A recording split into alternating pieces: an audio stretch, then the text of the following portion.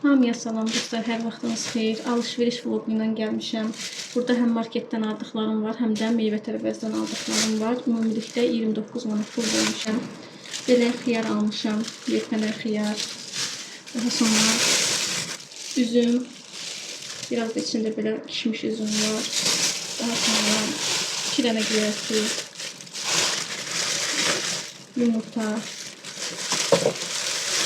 Meçdə mayonez, həmişə meçdə alıram mən. 5 manat 99 qəpik idi. Sonra 2 dənə belə yoğurt almışam. Biri oğlumdadır, yeyir. Daha sonra pomidor, kartoşka, pomidor,